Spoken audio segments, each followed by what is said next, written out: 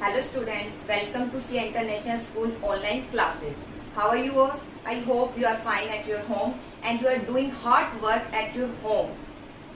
Okay beta, my dear plus 2 commerce class, now we will discuss about topic decentralization in lesson unit 5.3 delegation and decentralization. इससे पहले video में मैं आपको बता चुकी हूँ डेलीगेशन ऑफ अथॉरिटी क्या है और डिसेंट्रलाइजेशन क्या है। वैसे मैंने वो भी आपको बता दिया था, लेकिन आज हम इसकी डिटेल देखेंगे। डिसेंट्रलाइजेशन क्या होता है? डिसेंट्रलाइजेशन यानी विकेंद्रीकरण, जैसे कि 14 प्रिंसिपल में आया था सेंट्रलाइजेशन और डिसेंट्रलाइजेशन, वहां आपको मीनिंग क्लियर था। आज यहाँ और क्लियर कर देते हैं डिसेंट्रलाइजेशन क्या है। डिसेंट्रलाइजेशन, डी यानी सौंपना, सेंट्रलाइजेशन अपने सेंटर में नहीं रखना सब कुछ, सेंटर में जो एक सेंटर में अथॉरिटी है वो सब में फ्लो करना, वो कहलाया जाता है डिसेंट्रलाइजेशन। जैसे कि मान लीजिए टॉप लेवल में, मैंने आपको पहले भी एग्जांपल बताया है, मान लीजिए चीफ मैनेजर है, चीफ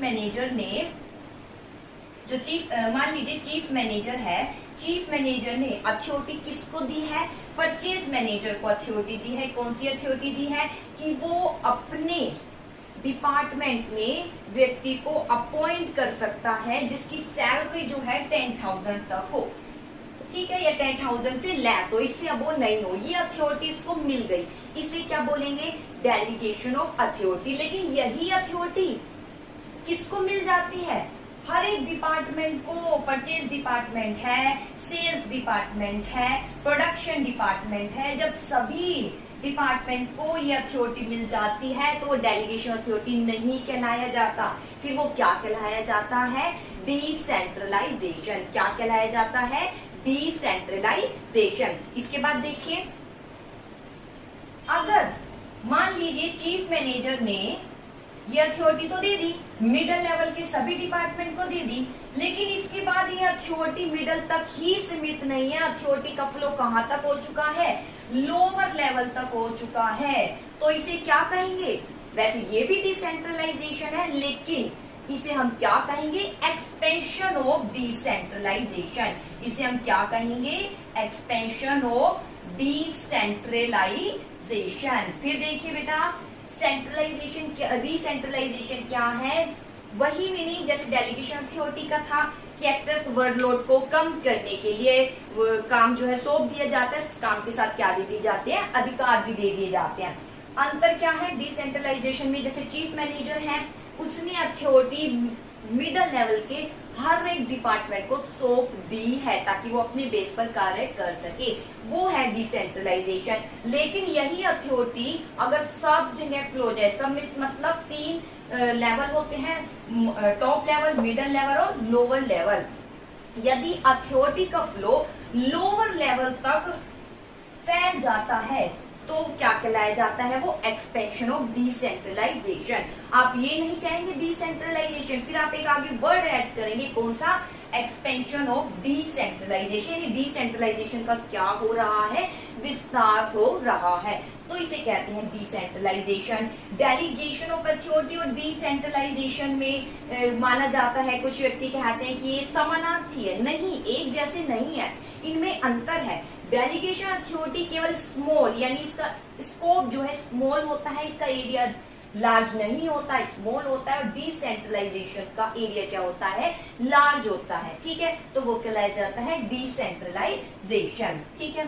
इसके बाद अब आता है डिसेंट्रलाइजेशन के फीचर क्या है। डिसेंट्रलाइजेशन क्या था? जिसमें अथॉरिटी का फ्लो केवल मिडल तक ही नहीं बल्कि मिडल से लोअर तक भी फ्लो हो जाता है, वो कहलाया जाता है डिसेंट्रलाइजेशन। और जब लोअर लेवल तक हो जाता है, डिसेंट्रलाइजेशन तो है, लेकिन एक और वर्ड हम ऐड कर देंगे, एक्सपेंशन ऑफ डिसेंट्रलाइजेशन। फिर सुनिए, जब टॉप लेवल, मिडिल लेवल तक अथॉरिटी देता है, डिसेंट्रलाइजेशन होगा, और लोअर लेवल तक भी जा रहा है तब भी डिसेंट्रलाइजेशन। लेकिन एक वर्ड हम और ऐड कर देंगे, जब लोअर लेवल तक यानी पूरी ऑर्गेनाइजेशन में अथॉरिटी का फ्लो हो रहा है तो हम कहेंगे एक्सपेंशन ऑफ डिसेंट्रलाइजेशन। अब आते हैं इसके फीचर्स क्या है। First of all feature means इसके मीनिंग से ही फीचर निकलता है। डिसेंट्रलाइजेशन का हमने मीनिंग पढ़ लिया है, उसके मीनिंग से ही हम फीचर एक्सप्लेन करेंगे। तो सबसे पहला feature, expanded version of delegation of authority. Expanded version है, ये एक्सपेंशन है। डेलीगेशन ऑफ अथॉरिटी मींस केवल अधिकार दे रही हैं, रिस्पॉन्सिबिलिटी के साथ अधिकार दे रहे हैं, लेकिन लिमिटेड लेवल तक, ठीक है, लिमिटेड एरिया तक।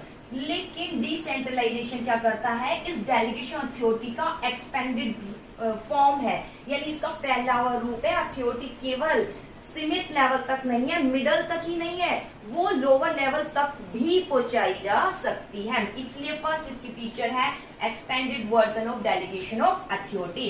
इसके बाद आता है increase the significance role of subordinate.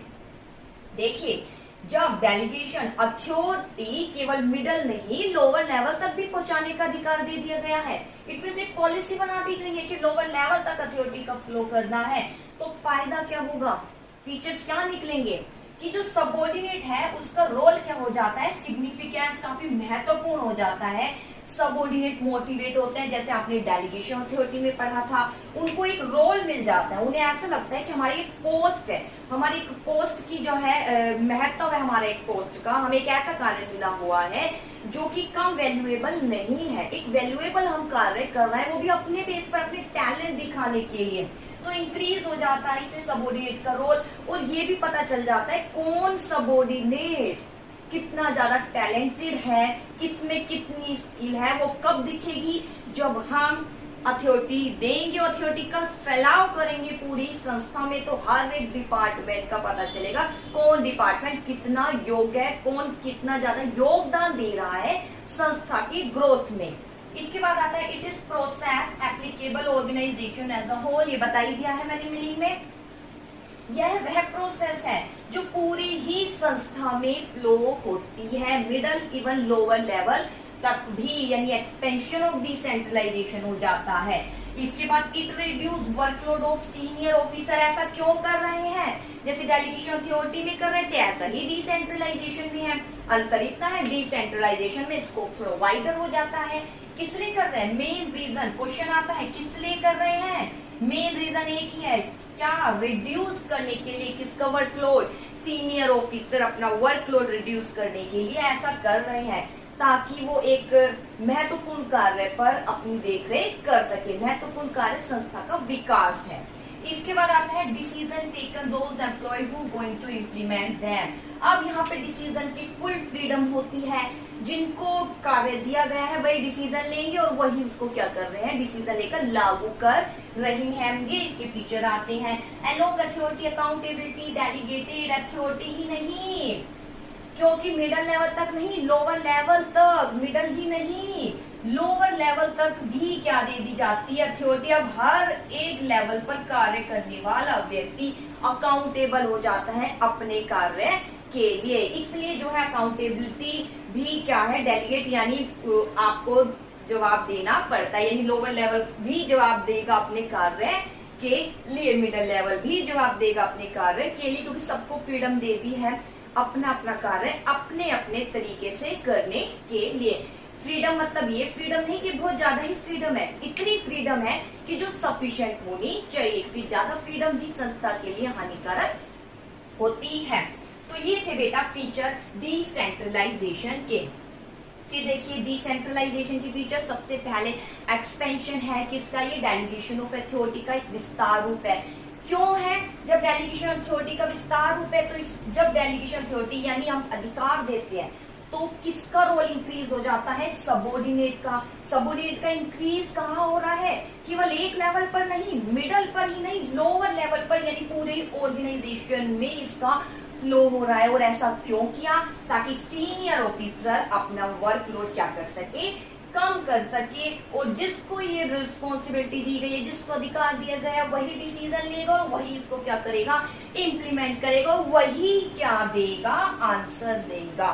तो ये फीचर है डिसेंट्रलाइजेशन के। अब आता है, इसके बाद आते हैं इम्पोर्टेंस क्या है, डिसेंट्रलाइजेशन के इम्पोर्टेंस क्या है। तो इम्पोर्टेंस क्या होती है, मैंने आपको पहले भी बताया था, इम्पोर्टेंस मीन्स क्या इसके फायदे हो रहे हैं, वो फायदे हमें लिखने हैं। इम्पोर्टेंस तो क्या फायदे हैं, फर्स्ट ऑफ ऑल फायदा है सबॉर्डिनेट को फायदा है। अभी हमने फीचर में पढ़ा था कि फीचर में जो सबॉर्डिनेट है उसको रोल इंक्रीज हो रहा है, उसका एक महत्वपूर्ण रोल मिल रहा है। इसी बात को लेकर वो इनिशिएटिव यानी पहल क्षमता का उसमें क्या होता है, विकास होता है। तो फर्स्ट जो है इसके इंपॉर्टेंस क्या बनता है, first importance is develop initiative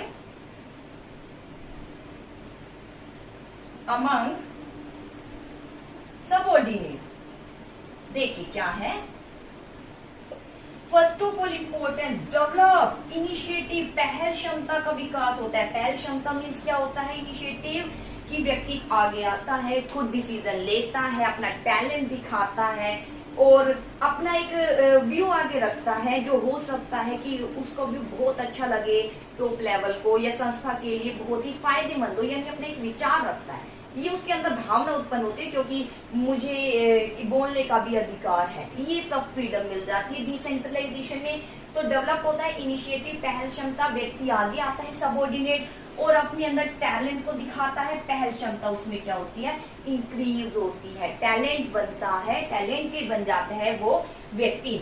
इसके बाद क्या है, सेकेंड सबॉर्डिनेट में पहल क्षमता तो इंक्रीज होती है, अब वो आता है और कार्य अपने बेस पर करता है तो इसका फायदा क्या होता है, उसे मैनेजीरियल टैलेंट इंक्रीज हो जाता है फ्यूचर के लिए। उसका क्या हो जाता है, मैनेजीरियल टैलेंट क्या हो जाता है, सबॉर्डिनेट का इंक्रीज हो जाता है। किसके लिए, फ्यूचर के लिए। फ्यूचर में मतलब अभी उसको कार्य दिया है, कार्य के साथ अधिकार दिए कि अपने बेस पर करे, यानी लोअर लेवल तक ये अधिकार दे दिए गए हैं। तो हर एक व्यक्ति उस कार्य को अच्छे तरीके से करने की कोशिश करेगा और जब उस कार्य को करेगा अपने ही बेस पर, इट मींस भविष्य के लिए, फ्यूचर के लिए किसका मार्ग खोल लेगा, वो अपने प्रमोशन का। देखिए इसकी इंपॉर्टेंस वही है जो डेलीगेशन अथॉरिटी के थे, बस थोड़े इंपॉर्टेंस हम इसको दूसरे वे से क्या कर रहे हैं, एक्सप्लेन कर रहे हैं। जैसे डेलीगेशन अथॉरिटी में हम कह रहे थे डेवलप हो रहा है, एम्प्लॉय डेवलपमेंट हो रहा है और एम्प्लॉयमेंट का क्या हो रहा है, प्रमोशन के मार्ग भी खुल रहे हैं, मोटिवेट हो रहे हैं। तो ये सारे पॉइंट रिलेटेड ही है, ठीक है। तो यहाँ थोड़े हम डिसेंट्रलाइजेशन के बेस पर थोड़ा पॉइंट बना रहे हैं, मीनिंग दोनों का वही निकल रहा है। उसमें भी था कि डेलीगेशन अथॉरिटी में कि डेवलप हो रहा है, क्या एम्प्लॉय डेवलपमेंट हो रहा है, एम्प्लॉय का डेवलपमेंट होता है, वो मोटिवेट होते हैं एम्प्लॉय। दोनों का मीनिंग एक ही आता है, जब एम्प्लॉय का डेवलपमेंट हो रहा है, वो मोटिवेट हो रहे हैं तो इतनी अच्छे से कार्य करेंगे और उनका कौन सा मार्ग खुलेगा, प्रमोशन का। इसके बाद आता है थर्ड, क्विक डिसीजन। फायदा क्या होता है, क्विक क्या लिए जा सकते हैं, डिसीजन। मीनिंग में अभी आपने पढ़ा था, एक फीचर में पढ़ा था। ऐसा क्यों कर रहे हैं ये डिसेंट्रलाइजेशन, क्यों फॉलो कर रहे हैं, क्यों डेलीगेशन अथॉरिटी कर रहे हैं, दोनों का एक ही रीजन है, ताकि क्विक क्या लिए जा सके, डिसीजन। डिसीजन क्विक लिए जाते हैं क्योंकि टॉप लेवल ही नहीं, टॉप से मिडल लेवल, लोअर लेवल तक क्या दे दी जाती है, अथॉरिटी दे दी जाती है और सब अपने बेस पर कार्य करते हैं अपने अपने डिपार्टमेंट के लिए। तो डिसीजन कैसे लिए जाते हैं, क्विक। क्विक क्यों लिए जाते हैं, क्योंकि लोअर लेवल पर अधिकार दे दिए गए हैं कि आप जो कार्य कर रहे हैं अपने बेस पर कीजिए। अब लोअर लेवल को बार बार मिडल लेवल से पूछने की जरूरत नहीं है, कार्य ये अपने तरीके से करेगा, फिर रिजल्ट पॉजिटिव या नेगेटिव उसके लिए आंसर देगा। इसलिए यहाँ पर डिसीजन क्या लिए जाते हैं, क्विक लिए जाते हैं, जहां पर किसी से पूछा नहीं जाता बार बार कि भाई मैं कैसे करूं कैसे नहीं करूं, वहां डिसीजन क्या लिए जाते हैं, क्विक। तो ये इसका फायदा होता है, क्विक क्या लिए जाते हैं, डिसीजन। अगला इसका इंपॉर्टेंस क्या है, क्या बेनिफिट मिलता है, रिलीफ। डिसीजन क्विक लिए जाते हैं, डिसीजन क्विक कैसे लिए जाते हैं, क्योंकि रिलीफ हो जाता है। कौन रिलीफ हो जाता है, टॉप मैनेजमेंट क्या हो जाता है, रिलीफ हो जाता है। टॉप मैनेजमेंट क्या हो जाता है, रिलीफ हो जाता है, काफी हद तक उसे छुटकारा मिल जाता है। किससे, ट्राइवियल इश्यू से, ट्रिवियल इश्यू से जो है, यानी तुच्छ कार्य से, जो छोटे कार्य इनके लायक नहीं होते वो कार्य फ्लो कर देते हैं अपने अंडर कार्य करने वाले व्यक्ति को। टॉप लेवल फ्री हो जाता है क्या लेने के लिए, डिसीजन। किससे रिलेटेड, संस्था के, एक ही इसका मेन कार्य है, कौन सा, संस्था का क्या करना है, ग्रोथ। संस्था के ग्रोथ से रिलेटेड कार्य करने के लिए उसको फ्रीडम मिल जाती है, बर्डन उसके ऊपर रहता नहीं है, इसलिए टॉप लेवल क्या हो जाते हैं, रिलीफ हो जाते हैं। तो देखिए अगला पॉइंट क्या हो जाएगा, जब टॉप मैनेजमेंट रिलीफ हो चुका है, यानी वो काफी फ्री हो चुका है अपने महत्वपूर्ण कार्य पर ध्यान देने के लिए, तो महत्वपूर्ण कार्य इसका एक ही रहेगा, ऑर्गेनाइजेशन का क्या करना है, ग्रोथ। तो फायदा ये होगा फैसिलिटेशन ऑफ ग्रोथ, ये पॉइंट उसमें भी था डेलीगेशन ऑफ अथॉरिटी में, फैसिलिटेशन ऑफ ग्रोथ, ग्रोथ की संभावनाएं बढ़ेगी। कैसे, कई रीजन है। सबसे पहला रीजन, टॉप मैनेजमेंट खुद जो है ग्रोथ की ओर क्या देगा, ध्यान।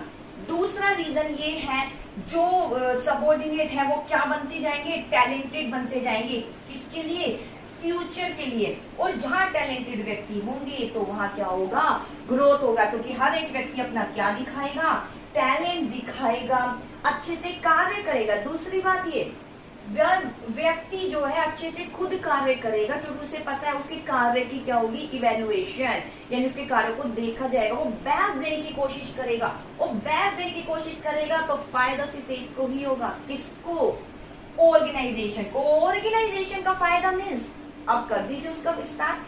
ऑर्गेनाइजेशन को अगर प्रॉफिट हो रहा है तो किसको प्रॉफिट होगा, उसमें कार्य करने वाले व्यक्तियों को। किसको, उसमें कार्य करने वाले व्यक्तियों को फायदा होगा, यानी इंडिविजुअल, यानी आप क्या कह सकते हैं, इंडिविजुअल क्या होगा, प्रॉफिट। अगर संस्था को प्रॉफिट तो उसके बाद इंडिविजुअल प्रॉफिट, क्योंकि वो प्रॉफिट किसमें बटेगा, व्यक्तियों में बटेगा।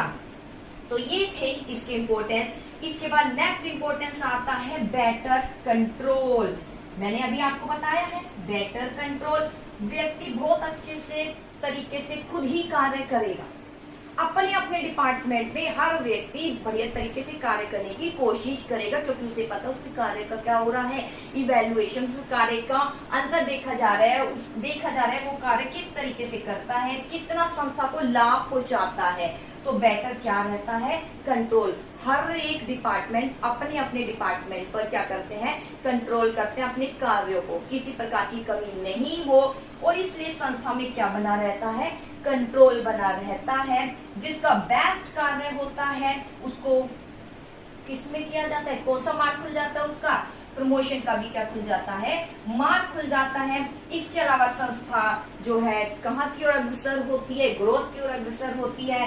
कंट्रोल एक ही होता है, कंट्रोल मीन्स कि आप स्टैंडर्ड को किससे कंपेयर कर रहे हैं, जो हमने स्टैंडर्ड जो एक्चुअल वर्क को किससे कंपेयर कर रहे हैं, स्टैंडर्ड से। कि हाँ टॉप लेवल ने एक्सपेक्ट किया कि मिडल लोअर लेवल इतना अच्छा वर्क करेंगे, तो वहाँ कंपेरिजन हो जाती है कि कौन कितना अच्छा बेस्ट कर रहा है और कौन संस्था को सबसे ज्यादा फायदा दे रहा है और कितने टैलेंटेड व्यक्ति हमारी संस्था में है, ये भी पता चल जाता है। जब ये पता चलना, और कुछ नहीं, क्या कहलाया जाता है, कंट्रोल कहलाया जाता है। जैसे आप हैं तो मुझे क्लास में पता चल जाता है, मैं फर्स्ट टाइम क्लास में आई हूँ, 2-3 दिन बाद मुझे पता चल जाता है कितने बच्चे बहुत ज्यादा इसमें टैलेंटेड है, जो बहुत अच्छे मार्क्स ले सकते हैं। वो और कुछ नहीं, वो एक कंट्रोल ही कहलाया जाता है, यानी मैंने अंतर कर दिया है कि कौन कितना ले सकता है, कौन कितना अचीव कर सकता है। तो बेटर क्या बना रहता है, कंट्रोल। तो ये थी बेटा इसकी इंपॉर्टेंस। फिर देखिए इंपॉर्टेंस मीन्स क्या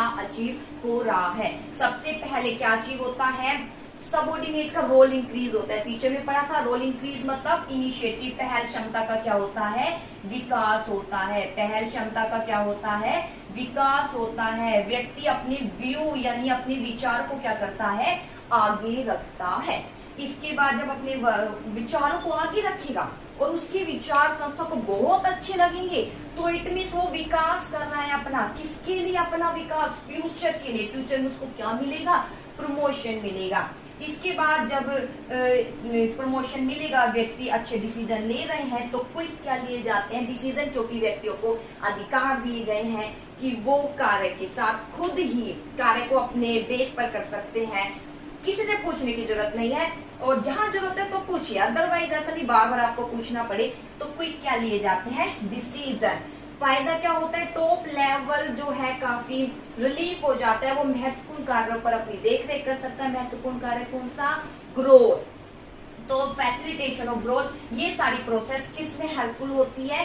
ग्रोथ को इंक्रीज करने में संस्था के। ग्रोथ कैसे मेजर कर सकते हैं? मैंने आपको ये भी बताया था। ग्रोथ को मेजर करने के लिए आप कह सकते हैं अगर संस्था में क्या हो रहा है, एक्सपेंशन हो रहा है, इसके अलावा संस्था का क्या हो रहा है, मॉडर्नाइजेशन हो रहा है, इसके अलावा संस्था का क्या हो रहा है, थर्ड डाइवर्सिफिकेशन हो रहा है। डाइवर्सिफिकेशन सबका मीनिंग मैं बता चुकी हूँ अपनी लास्ट वीडियो में। तो हम कह सकते हैं संस्था का क्या हो रहा है, ग्रोथ हो रहा है। और बेटर क्या बना रहता है, कंट्रोल बना रहता है। ठीक है, क्योंकि हर एक डिपार्टमेंट बेटर से बेटर अच्छा कार्य करने की कोशिश करता है। वो खुद ही अपने कार्यों पर क्या करने लग जाता है, कंट्रोल, यानी खुद ही कोई कमी नहीं छोड़ता है। तो बेटर क्या बना रहता है, कंट्रोल। जैसे हम अपनी वीडियो बना रहे हैं तो हमारे ऊपर छोड़ दिया गया है कि कोई कमी होगी तो आप ही जिम्मेदार है। तो हम वीडियो बना रहे हैं, आपको भेजे, तो हम खुद ध्यान रख रहे हैं, हम खुद देख रेख कर रहे हैं कि हम कोई कमी नहीं छोड़े। तो देखिए सारे टीचर खुद ही कंट्रोल कर रहे हैं अपनी वीडियो पर, अपने पढ़ाने की टीचिंग पर खुद ही कंट्रोल, यानी खुद ही अंतर देख रहे हैं कि क्या कमी हो, कहाँ हमें इसमें सुधार करना चाहिए। तो यही फायदा होता है डिसेंट्रलाइजेशन, यानी हमें भी अधिकार मिले हैं कि हम खुद अपनी वीडियो बनाएं और शेयर करें। इसके अलावा किस तरीके से टीचिंग बेटर कर सकते हैं वो खुद ही अपने व्यू हम यहाँ पर दिखाएं। ये सब हमें अधिकार, यानी हमारे भी एक डिसेंट्रलाइजेशन का रूप मिला हुआ है। तो हम खुद बेटर क्या कर रहे हैं, कंट्रोल, और अच्छे क्या ले रहे हैं, डिसीजन, अच्छी टीचिंग करने के लिए। तो ये था डिसेंट्रलाइजेशन का टॉपिक। अब आता है लास्ट, डेलीगेशन अथॉरिटी पढ़ लिया है, डिसेंट्रलाइजेशन पढ़ लिया है। अब तो बस इसमें लास्ट टॉपिक रह जाता है अंतर देखते हैं। चलिए अंतर देखते हैं फटाफट। रेडी है आप गर्ल्स, रेडी हैं? ऐसा नहीं वीडियो को आप ऐसे देख रहे हैं बस बोरिंग हो रहे, नहीं, थोड़ा सा पीछे बोलते रहिए। जैसे मैं बोल रही हूँ जी पहला पॉइंट ये, तो आप भी बोलिए जैसे क्लास में बोलते थे। Okay girls, okay my dear boys, मेरी प्यारी सी +2 कॉमर्स क्लास। हम लास्ट टॉपिक पर आते हैं। हमारा लास्ट टॉपिक क्या है, अंतर। अंतर किसका है, डेलीगेशन ऑफ अथॉरिटी, और दूसरा कौन सा है, डिसेंट्रलाइजेशन। देखिए डेलीगेशन है, डेलीगेशन ऑफ अथॉरिटी और डिसेंट्रलाइजेशन। फर्स्ट ऑफ ऑल हम कह सकते हैं बेसिस का क्या है, बेसिस जो है first of all nature. Nature कैसा है, delegation of authority and decentralisation का। नेचर मतलब प्रकृति, अनिवार्य है, डेलीगेशन करना अनिवार्य है, डेलीगेशन ऑफ अथॉरिटी अनिवार्य है, ये जो है नेसेसरी है, यानी ये तो करनी ही पड़ेगी, अधिकार तो देने ही पड़ेंगे। अधिकार कितने दे रहे हैं वो आप पर डिपेंड है। मिडल तक है, मिडल में किसी एक डिपार्टमेंट को दिया है, सबको दे रहा है, वो आपके ऊपर डिपेंड है। लेकिन डिसेंट्रलाइजेशन करना जरूरी नहीं है, नॉट नेसेसरी। जरूरी नहीं है कि सारे अधिकार आप मिडिल लेवल के हर एक डिपार्टमेंट और हर एक लोअर लेवल तक पहुंचाए, वो डिपेंड करता है आपकी पॉलिसी पर। लेकिन डेलीगेशन अथॉरिटी मतलब अधिकार देना है, कितना अधिकार देना है, किस डिपार्टमेंट तक, वो आपके ऊपर डिपेंड है। ये जरूरी है, ये जरूरी नहीं है। इसके बाद आती है फ्रीडम। यहाँ पर लेस फ्रीडम होती है क्योंकि अथॉरिटी ज्यादा नहीं दी जाती लेवल तक। यहाँ पर क्या होती है, मोर क्या होती है, फ्रीडम होती है। डिसीजन आप खुद ले सकते हो, ज्यादा पूछने की जरूरत नहीं है। लोअर लेवल तक भी अथॉरिटी दी जा सकती है, इसलिए मोर क्या रहती है, यहाँ पर फ्रीडम होती है। अब आता है स्टेटस, स्थिति। क्या स्थिति है, ये प्रोसेस है, इट इज प्रोसेस जो किसका परिणाम है, डिवीजन ऑफ वर्क का। डिवीजन ऑफ वर्क का, काम को बांटा है ताकि वर्कलोड कम हो जाए, तो ये वो प्रोसेस है। डिसेंट्रलाइजेशन क्या है, ये तो पॉलिसी है। क्या है ये, पॉलिसी, जो किसके द्वारा बनाई गई है, टॉप लेवल द्वारा बनाई गई है, टॉप मैनेजमेंट द्वारा बनाई गई है, कि वो टॉप मैनेजमेंट चाहता है कि अथॉरिटी लोअर लेवल तक फ्लो की जाए। इसके बाद अगला आता है हमारा स्कोप। स्कोप क्या है, स्कोप तो आप बता ही सकते हैं, क्या हो सकता है स्कोप, बोलिए। डेलीगेशन अथॉरिटी का स्कोप क्या है, नैरो है, ये ज्यादा लेवल तक नहीं पहुंचाई जाती, यानी कुछ डिपार्टमेंट तक ही सीमित है। और डिसेंट्रलाइजेशन का स्कोप क्या है, वाइडर होता है। ठीक है, इसके बाद लास्ट अंतर आता है पर्पस। इसके बाद लास्ट अंतर क्या आता है, पर्पस। क्या पर्पस है भाई बताइए, डेलीगेशन का क्या पर्पस है और डिसेंट्रलाइजेशन का क्या पर्पस हो सकता है। डेलीगेशन का पर्पस किस लिए किया गया है? डेलीगेशन इसलिए किया गया है ताकि वर्कलोड क्या हो जाए, अथॉरिटी क्यों दी गई है? ताकि वर्कलोड क्या हो जाए, लेस हो जाए और व्यक्ति महत्वपूर्ण की एक्टिविटी पर क्या दे सके, ध्यान दे सके। लेकिन डिसेंट्रलाइजेशन का पर्पस क्या है? एक्सपेंशन। इसका पर्पस क्या है? एक्सपेंशन करना है। किसका एक्सपेंशन करना है? Delegation of authority. किसका एक्सपेंशन करना है? Delegation of authority. तो बेटा इसके साथ हमारा ये अंतर फिनिश होता है, लेसन भी फिनिश होता है। लेकिन एक बार मैं फिर बता देती हूँ, डेलीगेशन अथॉरिटी डिसेंट्रलाइजेशन में अंतर। पहला अंतर, कौन ज्यादा जरूरी है, डेलीगेशन अथॉरिटी या डिसेंट्रलाइजेशन? डेलीगेशन अथॉरिटी में अधिकार देने ही है। कितने देने हैं? डिपेंड है आप पर, तो ये जरूरी है। डिसेंट्रलाइजेशन के अधिकार लोअर लेवल तक पहुंचाना नहीं है जरूरी, इसलिए जरूरी नहीं है, ये आपके ऊपर डिपेंड है, टॉप लेवल पर डिपेंड है, संस्था पर डिपेंड है। फ्रीडम, इसमें लेस फ्रीडम है, अथॉरिटी ज्यादा नहीं है, ज्यादा लेवल तक भी नहीं पहुंचाई जा रही, ज्यादा डिपार्टमेंट को नहीं मिल रही। डिसेंट्रलाइजेशन में लोअर लेवल तक है, मोर क्या होती है, फ्रीडम, डिसीजन आप ले सकते हैं। स्टेटस, ये तो एक प्रोसेस है, डिवीजन ऑफ वर्क, यानी काम का बंटवारा करना ताकि वर्कलोड कम हो सके। किसका? व्यक्तियों का, यानी सीनियर मैनेजर का वर्कलोड कम हो सके, ये वो प्रोसेस है। ये तो पॉलिसी है कि लोअर लेवल तक पहुंचाना है तो पहुंचाइए, पॉलिसी है तो लोअर लेवल तक भी अधिकार दिए जाएंगे। स्कोप तो आपको पता है, डेलीगेशन अथॉरिटी नैरो है, लिमिटेड है, और डिसेंट्रलाइजेशन का स्कोप क्या है, वाइडर। पर्पस डिसेंट्रलाइजेशन का पहली लाइन ही थी, it is expansion version of delegation authority. Feature की फर्स्ट लाइन देख लीजिए, it is expanded version of delegation of authority. तो यही इसका पर्पस है कि डेलीगेशन अथॉरिटी यानी अधिकारों को फैलाना है लोअर लेवल तक, अगर जरूरी है तो लोअर लेवल तक भी पहुंचाना है, यही इसका पर्पस है। ओके बेटा, इसी के साथ हमारा ये लेसन फिनिश होता है। आई होप आपने बहुत अच्छे से इसको समझने की कोशिश की होगी और हाथ तो हाथ आप लर्न भी करेंगे, मैं आपसे ये एक्सपेक्ट